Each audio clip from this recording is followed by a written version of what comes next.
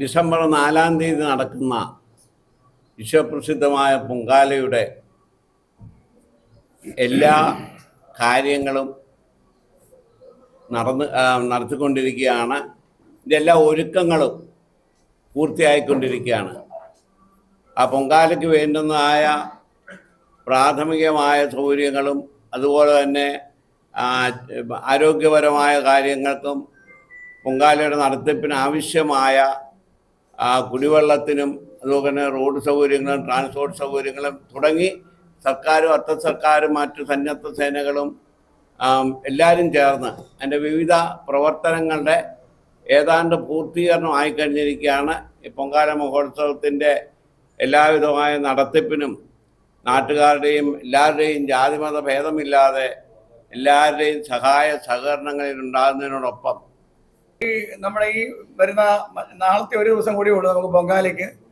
അപ്പം മറ്റന്നാൾ നടക്കുന്ന ഈ ലക്ഷക്കണക്കിന് ഭക്തജനങ്ങൾ പങ്കെടുക്കുന്ന ഈ പൊങ്കാല മഹോത്സവത്തിലേക്ക് നമ്മുടെ KSRTCയുടെ എല്ലാ ഡിപ്പോകളിൽ നിന്നും ബസ് സർവീസുകൾ പൊങ്കാല തീർത്ഥാടനം എന്ന് പറഞ്ഞ് പ്രത്യേകം ഭക്തജനങ്ങളെ ഇവിടെ എത്തിക്കാനും അവരെ തിരിച്ച് അതുപോലെ തന്നെ യാത്രയാക്കാനുമുള്ള എല്ലാ സൗകര്യങ്ങളും വിപുലമായ രീതിയിൽ അവർ ഏർപ്പെടുത്തിയിട്ടുണ്ട്.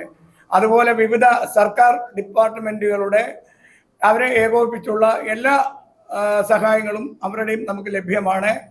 നാടിൻ്റെ നാനാഭാഗങ്ങളിൽ നിന്നും എത്തുന്ന ഭക്തജനങ്ങളെ കൂടാതെ തന്നെ നിങ്ങൾക്ക് എല്ലാവർക്കും അറിയാം, നമ്മുടെ കേരളത്തിന് പുറത്തു നിന്ന് പോലും കേരളം മറ്റ് സംസ്ഥാനങ്ങളിൽ നിന്നും ഈ മഹത്തായ പൊങ്കാലയ്ക്ക് വലിയ ആൾക്കാരായിരിക്കും, ജനക്കൂട്ടമായിരിക്കും വന്നുകൊണ്ടിരിക്കുന്നത്.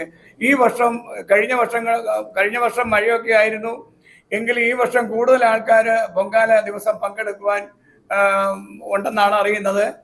അപ്പം ബാക്കിയുള്ള അതുപോലെ തന്നെ പൊങ്കാല ഏതാണ്ടൊരു 9:45-10 മണിയോടുകൂടി പൊങ്കാലയ്ക്ക് ഭണ്ഡാരി അടുപ്പിലേക്ക് അഗ്നി ജ്വലിക്കുന്നതിനോടുകൂടി ഏതാണ്ട് 11:30-12 മണിയോടുകൂടി പൊങ്കാല നിവേദ്യം ആരംഭിക്കുകയും ഏതാണ്ട് 3 മണിയോടുകൂടി തന്നെ പൊങ്കാലയ്ക്ക് ഏതാണ്ട് ഇതാവും. അതുപോലെ തന്നെ വൈകിട്ട് നടക്കുന്ന കാർത്തിക സ്തംഭം എരിയുന്നതോടുകൂടി നമ്മുടെ ഈ പൊങ്കാലയുടെ ഈ വർഷത്തെ സമാപനം കുറിക്കുകയാണ്.